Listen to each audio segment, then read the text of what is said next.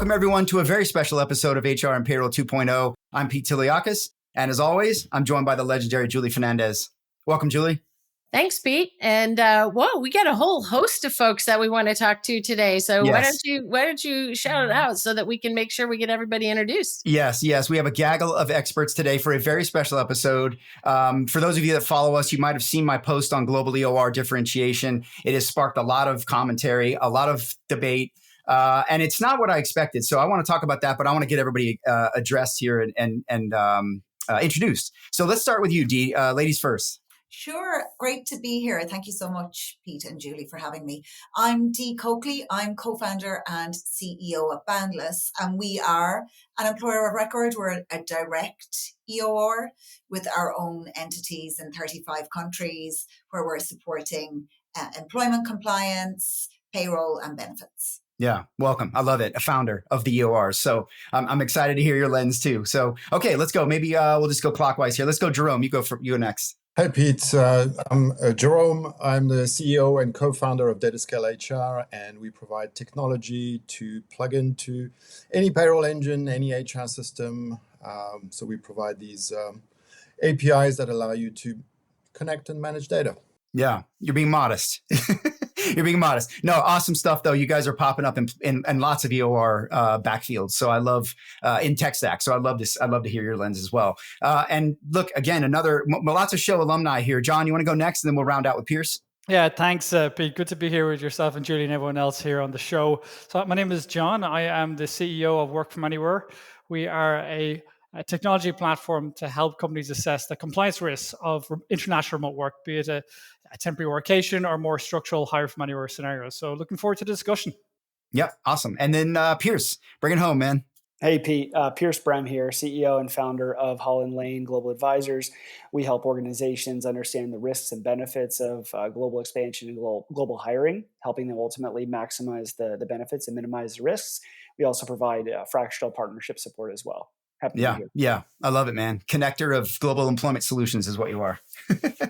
I love it, man. Well, look, all right, let's get started here. I'm going to just kind of set the stage. So if you haven't seen the post, I'll pop it in the comments or the description. You can check it out. But look, here's the essence of it. I'll just run it down real quick.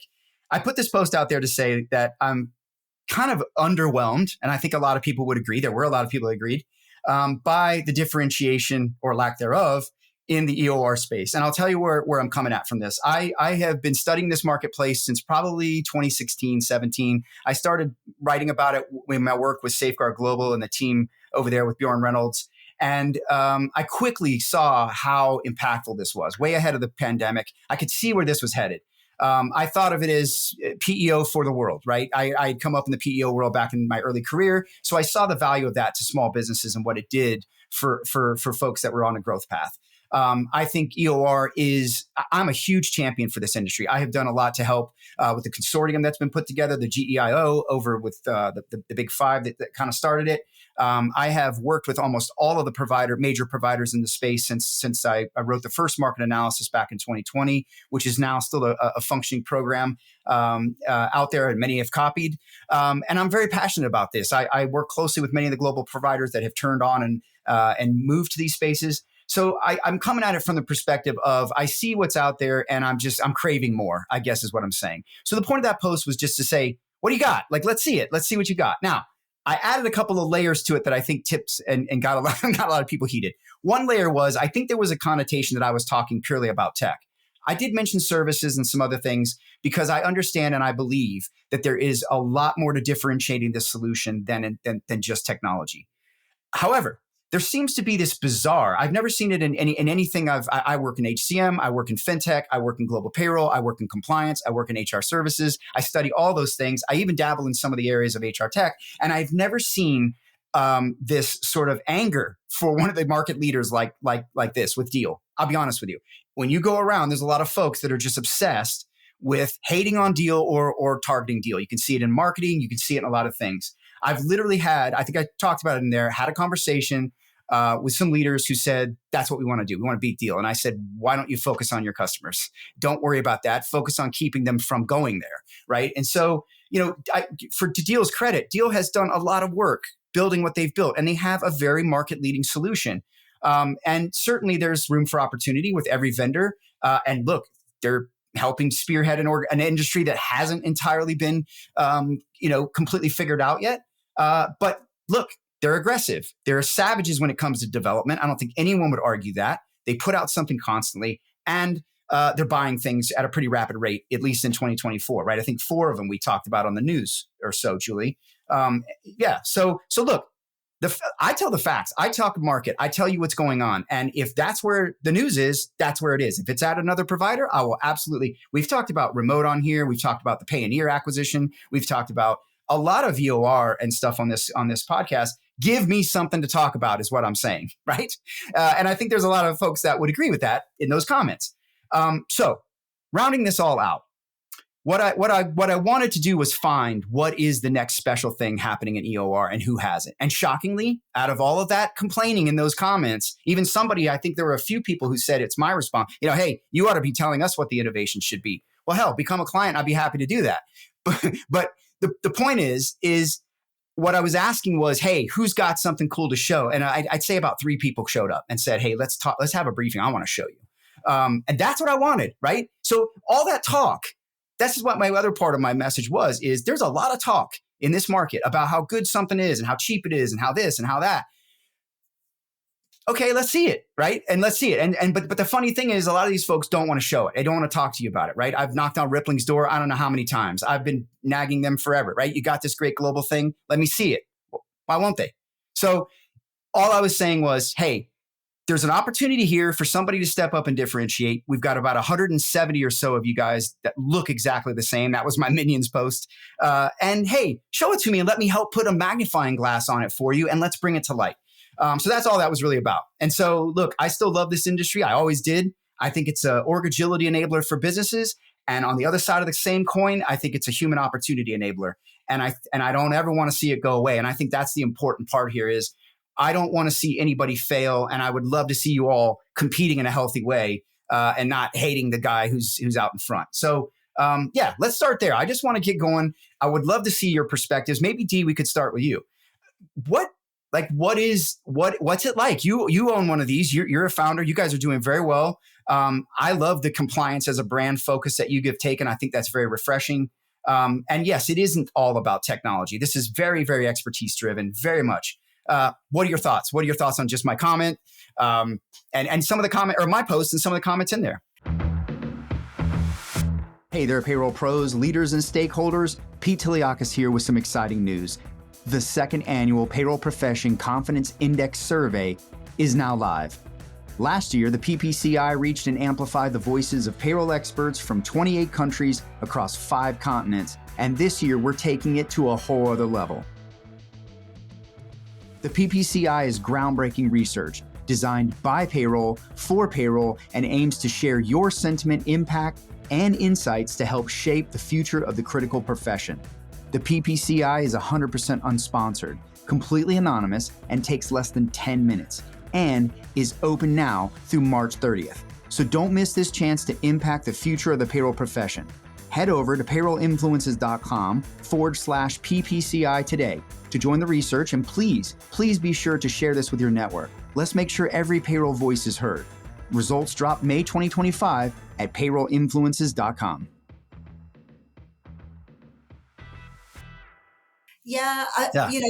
We talk about this all the time internally. This is an extremely competitive space. And it is very difficult to differentiate. It's difficult to be heard above the noise. And that's hard for everyone, even for the larger players with the very, very deep pockets. But it is also very difficult to mark yourself out as different to a customer who's looking. Now, we have a lot of customers that have worked with multiple EOR, often come across buyers who have worked with multiple EORs while they've been with various different businesses. And they have thoughts on the differentiation, and it becomes very apparent when you're a customer. Yeah. But when you are a prospective buyer that has not bought EOR before, you're looking at these websites and they all look the same. Yep. Something I mentioned on my comment to your post is when we talk with prospective buyers, I say this all the time. I was the customer. I was a COO 10 years, I always ran HR, finance, and legal functions. And I understand where the customer is coming from. When we're in a sales call with someone, no one gets on a call with us and says, I have a technology problem. Yeah. I'm looking for a software solution. Yep. They have a compliance problem. They have a people problem. More often than not, the conversation is about Sarah, who's about to move from the UK to Portugal. She's met someone there. They're getting married. It is generally a very human story. People when buying are often, even if they're from a very large organization, they're often looking to solve for one person immediately, and then they'll expand with EOR over time. Yeah. So the tech platform is table stakes, right? Agreed. You need to have, I always say, the software and the technology is the channel through which we communicate with the employee, through which we communicate with the workers. It's where we share data. We've built a lot of technology ourselves internally for automation to make us more efficient. But it's not what the sales prospect focuses on the sales call. Yeah. They care about employee experience. And that goes beyond the tech user interface. Oh, yeah. Yep. And they care about their own experience, particularly the support they'll receive. Yeah. And if there's someone that's been burnt by an EOR before, and many people that have used EORs in the past have had horrible experiences. Yep. They care about what happens when this all goes wrong. Yeah. I often say an employer of record is a bit like an insurance policy. You don't really know how good they are until you have a crisis. Yes. And then you find out very quickly. And that's when you see their true worth. Yeah, I agree. I think you're right about the tech. I think it is table stakes in some ways, but here's what's interesting. I heard someone say to me the other day, talking about how they think a lot of the EORs might be focusing, or sorry, how do they say it? They were basically saying that they feel that a large portion, the customer largely in EOR is actually the employee.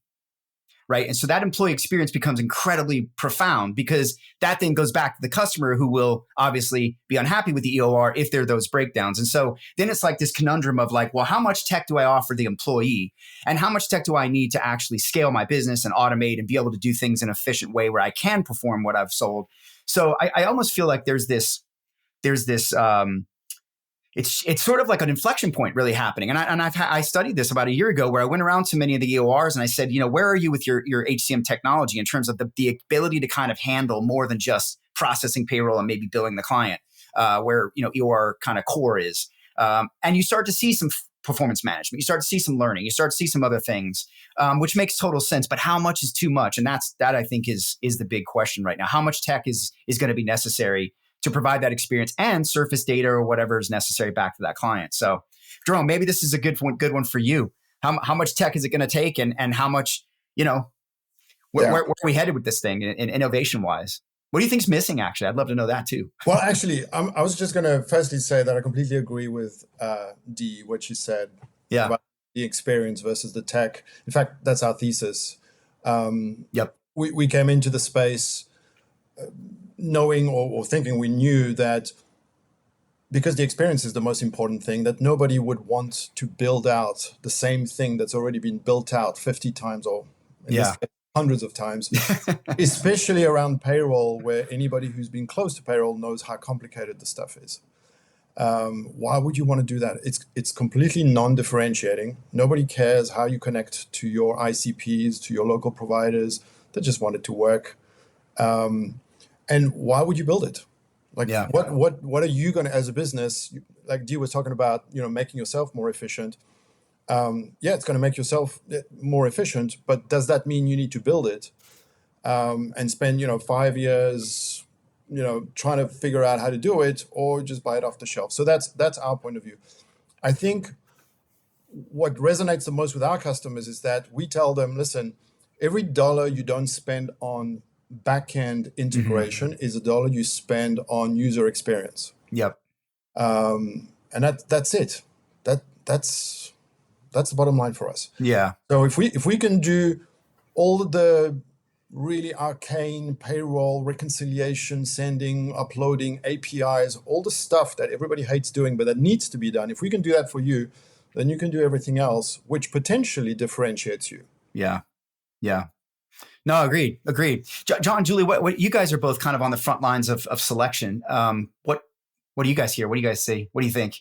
As Jerome was speaking, I was thinking, I was expecting exactly that. Like that solving for all the nuts and bolts is a differentiator in and of itself, and it is part of this table stakes bit.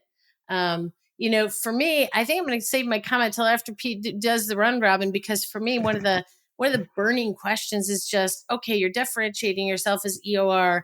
Many of the players in this space are then proclaiming global payroll as well. I mean, it's similar stuff that has to get done. Yeah. They're actually two entirely different models, and so I believe that that's extremely confusing to buyers in the marketplace, and then buying a global payroll provider to have EOR, payroll, that payroll capability is, I mean, it's just becomes quite incestuous actually. So I'm going to park that and John, let you get more to the nuts of the question that Pete was asking. Yeah, John, you're out there on the front lines of global mobility, right? And that's even a bigger equation than just EOR. So yeah, what do you think? What do you see? Well, for me, I find it fascinating. I'm kind of here in the sidelines with the popcorn, looking at all this stuff going on left, right, and center. I mean, what I kind of see from a high level is such a fast growing industry, but it's kind of interesting the maturity phase that different industries go along.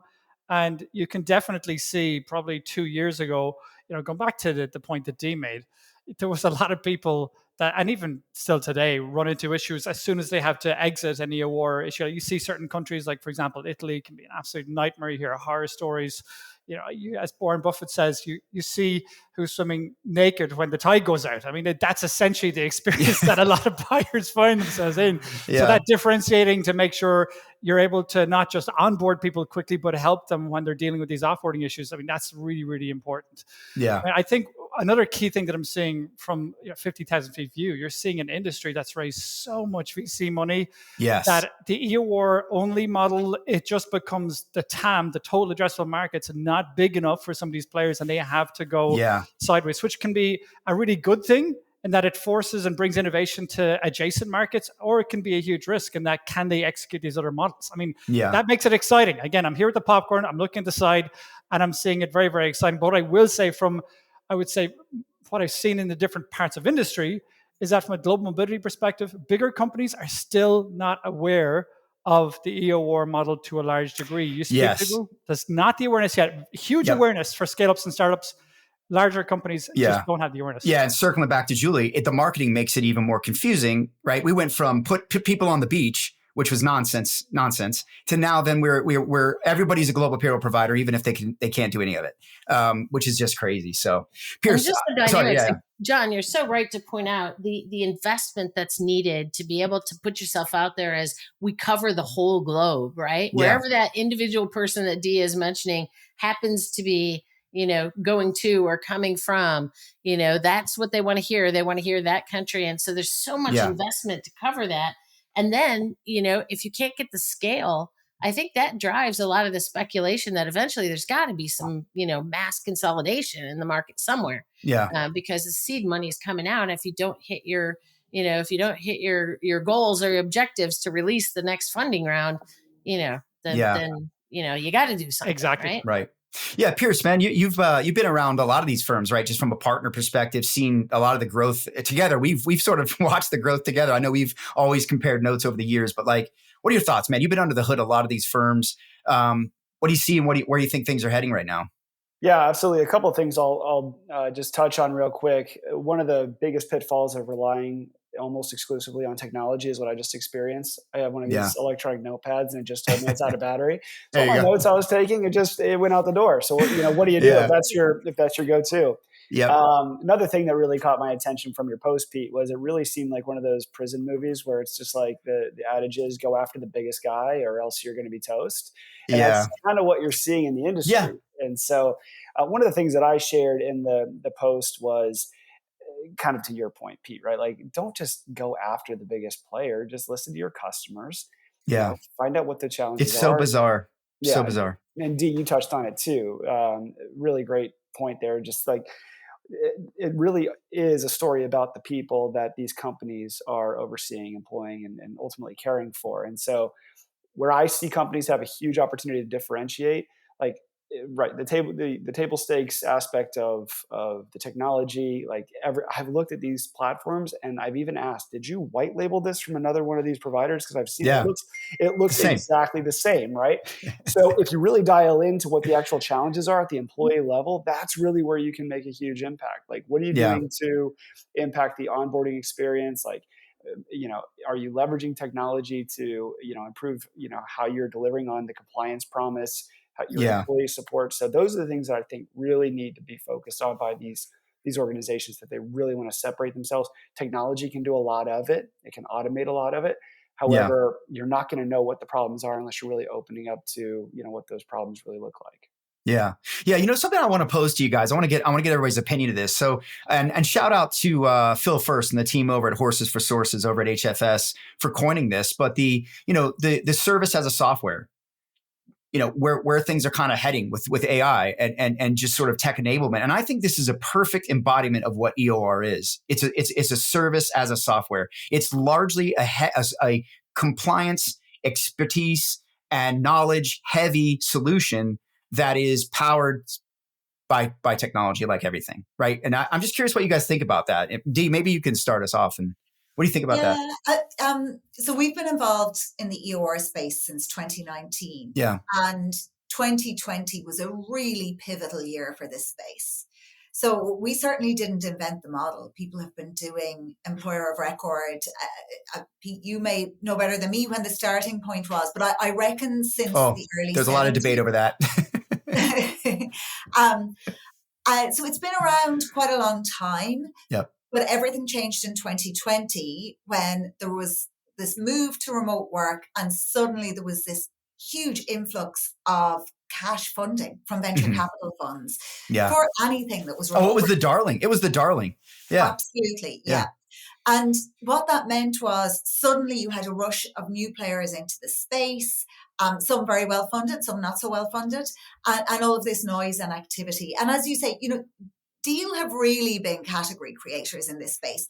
We were doing employer of record earlier than them, but they have very successfully raised huge funding rounds, and that has given them the steam to create so much noise about this. And that's wonderful for the whole sector, creating awareness and understanding. Absolutely. Yeah, I love that. But when we think of this as a service, as a software, a lot of players, I would say most, maybe almost all of the companies founded in this space have been founded by people that didn't come from an ops background. They probably they had perhaps experienced some of the problems that EOR solves for, but they had not been in the buyer's seat themselves. And I've worked in SaaS for 17 years now, 18 years. A lot of us that work I come from an ops background in terms of the roles I've been in, but a lot of people in the tech space believe that software and tech and automation is the solution to all of your problems. Yeah, no, that's the age we live in. It's just different table stakes, right? I mean, it's like the bar for the table stakes just keeps climbing. That's what gets the funding. That's what gets the funding. Right. That's the shiny light. Yeah. It's what gets the funding. We actually have a kind of a joke internally that if the CTO of our prospect comes from fintech, they have 6 months in that role. Yeah. And it's always the same story is we did it this way in fintech. We can automate everything. Everything's going to be API-based microservices. They love to talk about the tech. Yeah, yeah. And then at some point, reality hits that it's a messy world. It has nothing to do with the tech. Nobody cares about your tech.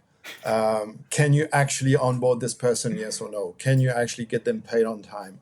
Do you understand what it takes for them to be compliant in that country? And so it's funny for me because we always go in and saying, it's not about the tech, so don't invest in it. Yeah.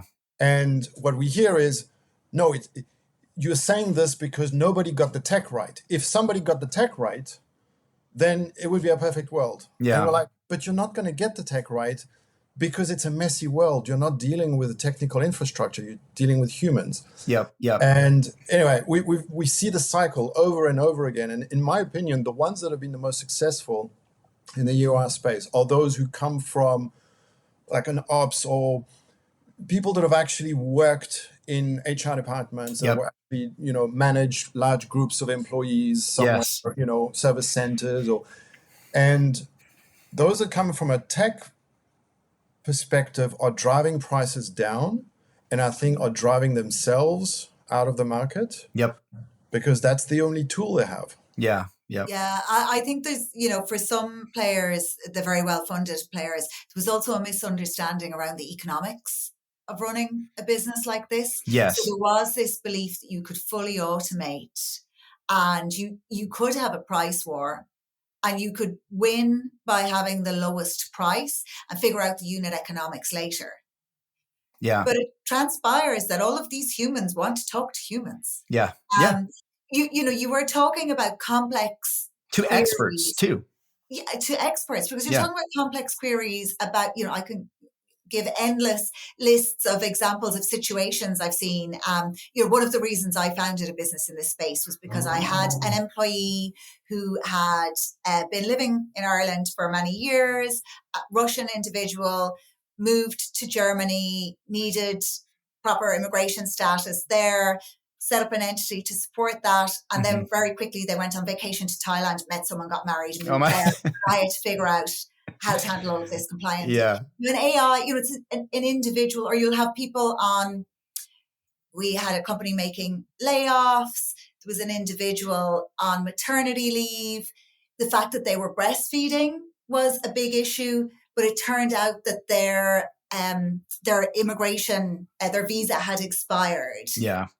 But there were issues with the Portuguese immigration office and they weren't currently doing renewals. And then you're handling the emotions of an individual who's in a very vulnerable position at a point in their life.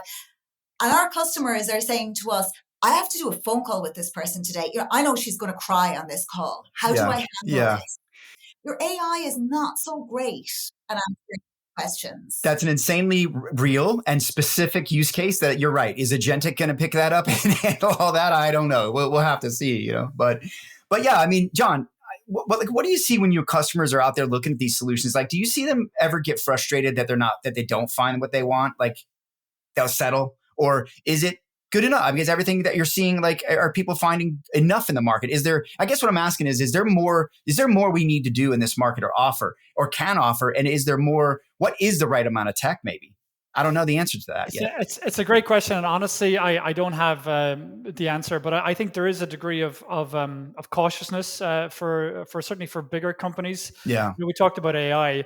There's so much opportunity with generative AI, for example. But the challenge is you get something wrong on tax or employment law. You can't say the dog ate my homework. Yeah, even if it's only 1% of the time. Exactly. Of course, you get a blog post wrong or a mid-journey image goes wrong. No big deal. Tax, I'm sorry, the tax authorities are not going to entertain that. So, I think when it comes to certainly AI, a degree of caution, but for the employer of record model in general, I think every company has a different risk appetite. Every company is at a different phase, and different industries are different phases. So typically, for example, I would say banking, very cautious, have not seen much of an uptake there. They're heavily regulated. Whereas maybe in the technology industry, they're looking at this as a tool in the toolbox. And I think once you go above a certain amount of employees, like let's say 40, 50,000 employees, they tend to be quite settled. They've got their talent hubs. But I think when you get to between 1,000 and 50,000 employees, they'll have different needs. They'll have different growth trajectories in different regions where it's a helpful tool to have in the toolbox. But even then, the challenge there is they also recognize that different jurisdictions, different countries are at a different phase themselves in understanding this model and having a degree of compatibility or not. Yeah. Dee and her team did a great blog on the EOR model, for example, in Spain.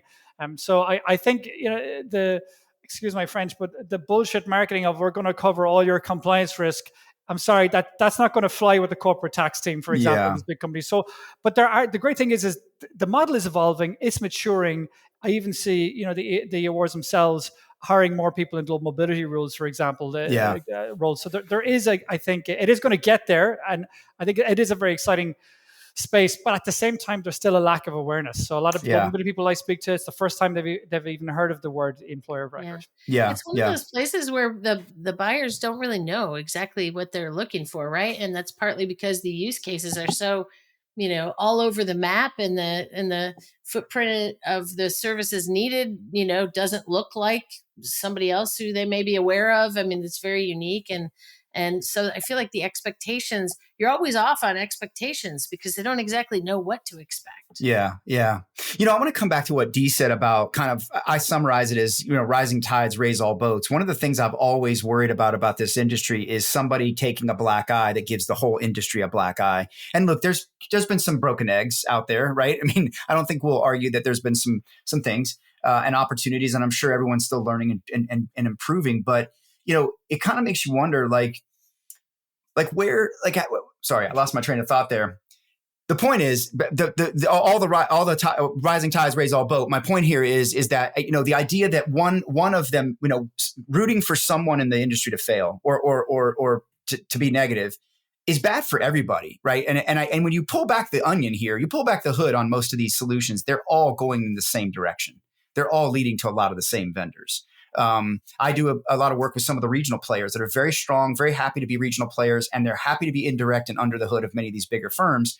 And it's everywhere. It's very incestuous. But I'm curious. I want to talk about. What I'm getting to here is the point about some consolidation, right? And Pierce, I know you're kind of around. You've been around this mix. You're under the hood of a lot of folks as well.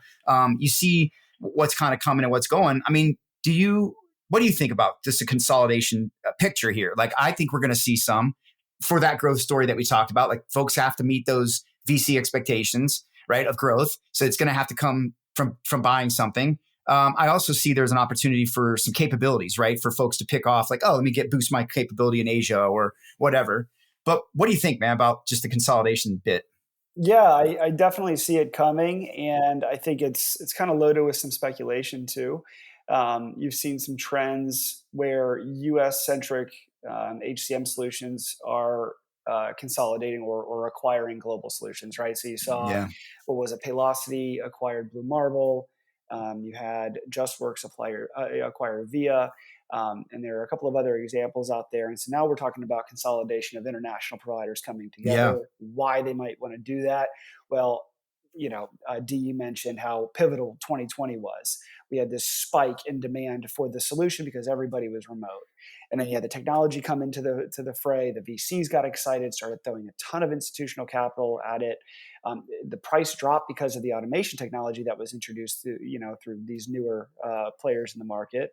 And so you had this massive spike in performance of the industry. Well, now, and Pete, I'm not sure if this is what you're seeing, I feel like it has somewhat leveled off where the price point has reached sort of, okay, we're not hitting that huge spike. We're just kind of staying consistent. My thought is that if the EORs that went out and captured a ton of institutional capital want to continue to meet the expectations of their investors, consolidation is going to be a fast track to doing that, sort of to mitigate against that leveling off of demand.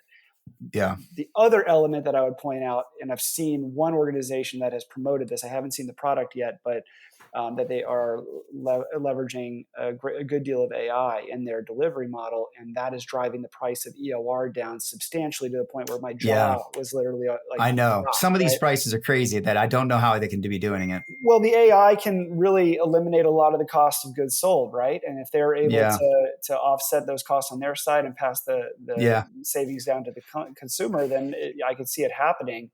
And then the last point I'd make is, the question around, how much tech is too much. I don't know if it's so much about the volume of technology as much as where the technology is pointed at. Yeah. Right? Yeah. Or enough. How much is enough? Yeah. Enough. Yeah. I mean, really, it's like, does it solve the most pressing problems? And in my perspective, and the cases I've seen and been a part of, it's like there's this big disengagement that happens with remote workers. And yeah, it's great to have the freedom to have that work-life balance of being a remote worker and work from anywhere. Plug for you, John. But outside of that, when you're engaging with your teammates, that remote environment can be very challenging. And so are you leveraging technologies that will enhance the employee experience where they feel like they're more a part of the organization and the overall mission? Yeah. Technology along those lines, I think, can be game-changing in this industry. Yeah, yeah. I'd also like to see EOR get deeper integrated into the HCMs as well. I know it kind of is, but it's not. There's not a lot of, and it's not even so much about the systems talking to each other, because the volume of data is very small. But it's just the idea that it should be on demand, right? If we're going to go to this sort of, I think DIY, you can see it happen. It was happening a lot, and now AI, it's really happening, right? With more DIY onboarding and contracting and all of that, and that's fine. But I think that needs to be at the fingertips of the CHRO and their teams to be able to do that. And I don't know that there's a lot of that still yet. I think some of the challenge with that, though, is just that, who are you trying to serve? When you think about who the HCM might partner up with or buddy up with, most organizations are first and foremost trying to serve employees, which is more a global payroll capability, right? Yep. And then when you talk EOR, now you're talking a different level of engagement, a different constituent, and and a different purpose. And this whole, like just crossbreeding of those types of things, I think, again, becomes very confusing. Like, should a Paylocity or any one of these other guys buy an EOR capability, or do they need an employee payroll capability, right? I mean, that we have to clarify that those are not the same thing. Exactly. I helped iSolve with this, and iSolve went that route. They said, we're going to go both. We're going to make sure we have a provider that can actually accommodate both for us. So yeah, go ahead, Jerome. Pete, to pick up on that, I see this as oil and water.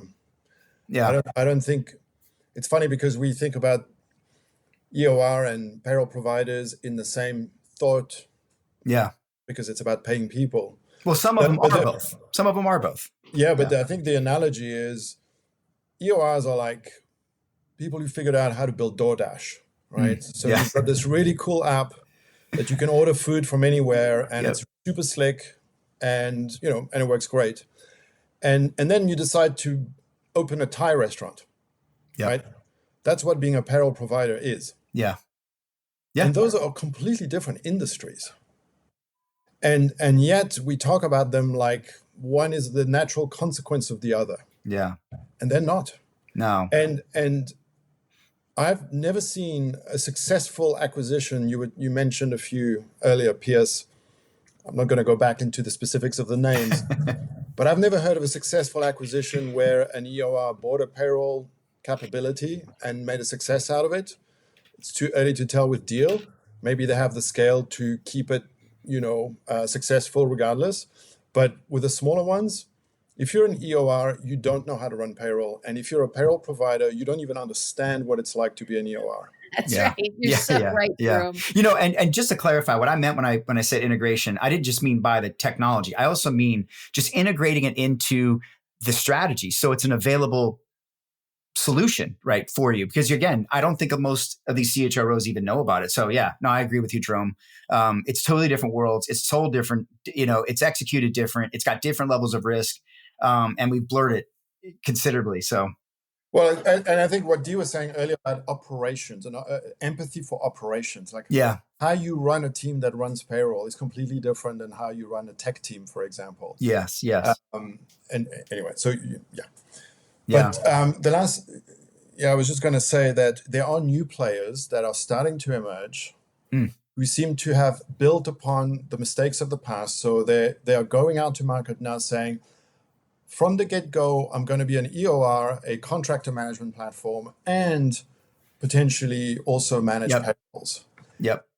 I think it's too early to tell whether that will be a successful model, but I didn't see that 3 years ago, and now I'm starting to see those. Yeah, you're definitely starting to see more of the EOR coming closer to the VMSs and those solutions. Like there's a couple of players out there that are doing that specifically. So So look, I know we could go on and on. And I love this. I think we should actually do this again, to be honest with you. Maybe we do this in another year, but let's wrap this up with a quick, just maybe a riff on where does this all lead, right? Who are the people standing? Who are the players standing 5-10 years from now? And what do you think this looks like? I mean, what are we talking about EOR when we're talking 10 years from now? Anybody have any ideas? I give it a go. I mean, for me, I'm going to come at it from a different angle. I'm going to come at it from the corporate, the company, like the enterprise perspective. One of the things that Mercer talk about is the move to talent marketplaces. Mm-hmm. So right now we have a kind of a skill we need. We go and we post a job. But in the next, let's say 3, 4, 5 years from now, we look at see what's the skill we need. Have we got it internally, or is it available externally in our database of skills that we need? Mm-hmm. And once we decide this is the job we want, let's say you've got an M&A deal, for example, in Poland, you want somebody in Poland. Do you want to post that as a full-time job? Or do we want fractional skills? So the fractionalization of talent is only increasing further and further, and larger companies are tapping into this. For that fractional talent, is it an independent contractor model, or is it an EOR model? Or maybe is it an agentic model? Maybe it's AI. Yeah. So what happens with that in these next 5 years? And how will the EORs be able to jump in and facilitate that? That's fascinating.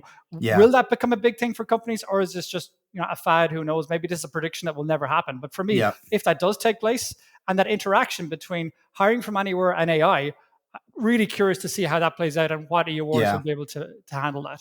Yeah. Agreed. Anyone else? Jerome, I know you got some thoughts on this. What do you think this ends up? So I see three categories of clients that we have in the EOR space. Yeah. The very small regional, when I say regional, their marketing only extends regionally. Of course, they have capabilities around the world because that's the core of their business. But they're kind of niche players, concierge type services. And I think they have a healthy business. I think there's a high level of loyalty with their clients. They do a great job. They do, very low volumes and very high price points. And I don't see that changing much. Yeah. On the upper end, I see the kind of tech forward players like Deal Remote. I think those ones will reach escape velocity and continue to be successful at growing. I'm concerned about the ones in the middle that haven't committed to a strategy. They're trying to get the tech up, but they're not fully convinced it's the right thing. Yeah. It feels like a tactical approach.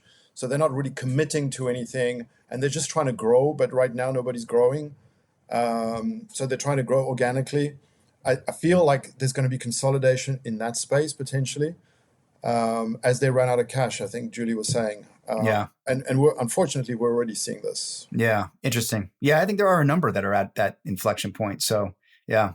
Pierce, D, what do you guys think?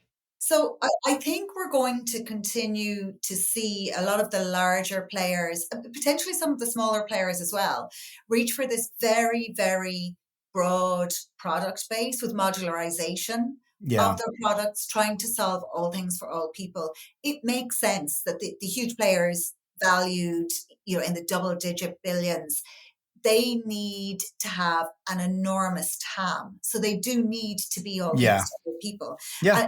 Consolidation is then inevitable to drive growth. Inorganic growth is going to be something that those businesses have to solve for.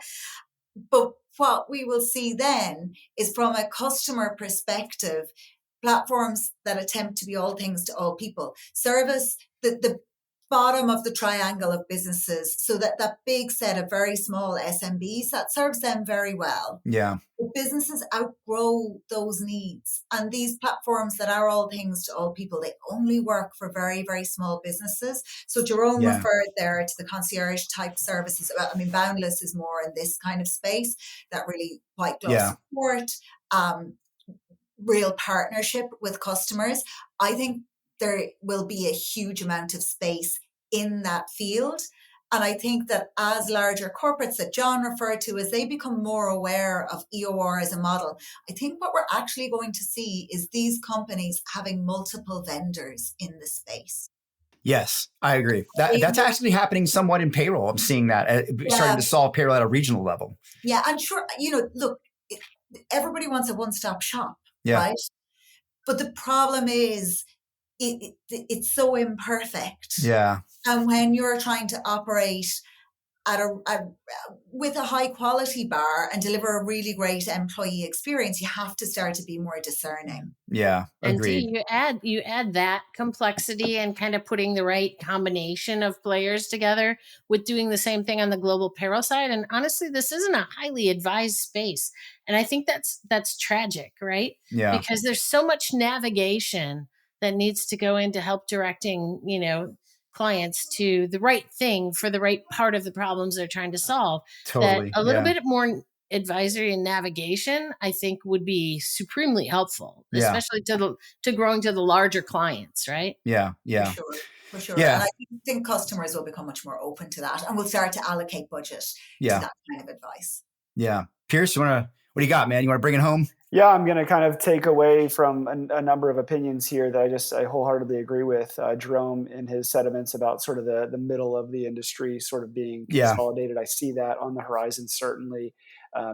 Dee's comment about AI really not being able to facilitate the functions that have a high emotional level of involvement on the employee side, and there's a lot of those in our engagements or the EOR industry's engagements. But I do believe present state AI can't do any. It really can't make an impact on that employee experience the way we really need it to. Future state in the next 5-10 years, I can see the AI evolving where the sort of non hyper emotional elements of employee engagement can be managed by AI, possibly driving down costs and making it more accessible to other industries and companies. And then lastly, to Julie's point, I think there is a huge opportunity for organizations looking to include managed services around Yeah. this solution and having some sort of like shared liability. John, you had mentioned something around how coming to the table as an EOR and saying you're going to handle all things compliance is not going to pass muster with your tax lawyers, right? Yeah. Absolutely not. But if you have a company that is really dialed in to making sure that you do stay compliant outside of just technology and automation, that can move the dial in a meaningful way, especially on the enterprise side. I think that's really a massive opportunity. I think that the enterprise space will really be attuned to the EOR model once they realize what it can do, like they get the visibility of it, and then also don't have to touch it, like have a managed services offering wrapped around it. Yeah. Yeah. John, that's where you're playing totally in the enterprise. Those guys are messing around with these things and their mobility. And again, I think that's got to be part of it's got to be a tool in your box. If you're a CHRO of a big company, especially a growing multinational, you got to know these things are out there so you can pull the lever to solve it. So yeah, go ahead, John. I'm sorry. Yeah, no, that's exactly it. It's good. I mean, it's very much about having that tool in the toolbox and knowing the right provider that fits your needs. Everyone, go back to your point. You did that post originally, Pete, trying to drive home, well, what is the difference? We all know there are differences. Yeah. On the and ground. Where is it? And where is it? Exactly. Yeah, exactly. 100%. Yeah, but look, I agree with you guys. I love it. Love the comments. I think you're all spot on. I mean, I really think that the organizations, I do think that the EOR model fits beautifully into that future services as a software. I think that the tech is table stakes, but I think maybe tech could get worked out anyway by AI, right? Where it's all going to kind of everybody's going to be just as powerful at development at some point. So I think the tech is going to be less important in terms of whether or not it's an ERP or something, right? I think, the mile wide and inch deep stuff, I've been pondering myself, like how much ERP do SMBs want with their HCM now? Because it feels like we're just getting more and more ERP with it. But I think with this is a very specialized thing. And I believe that those that double down on the trust factor, the employee experience, the ability to help customers open up as many channels as possible for talent and provide the insights and the execution tools, the vehicle, to whatever extent they need to help them make sure all of those things happen in concert, I think is who's going to win. Now, whether they're big or small, I guess that depends. But I love the way you describe it, Jerome, the kind of tiers of players and sort of where they are. And it'll be interesting to see if we see some of those big guys do some IPOs. I don't know. We'll see. Maybe next year, this year, who knows? It's a way to stir up a little bit of noise and a great excuse for a conversation, Pete. But maybe Shawshank Redemption style might not be the way we choose to do the sequel to this. Yeah, this is always going on in my head like a soup or a hurricane, I would call it. So, it just came out like, hey, here's I did not mean to get everybody riled up. I just meant to say, hey, like, who's got something cool I could see and stop complaining about deal, So start out pacing them. But listen, thank you all very much. This has been so amazing. I'm so appreciative that you jumped on the phone so fast. I know we threw this together like in 96 hours. You guys, I respect all of you. I love all of you. I know some of you have been on the show. Would love to have you all back on again. And really just appreciate you sharing the insights with our audience. So thank you very much as always. Good to see you. And until next time.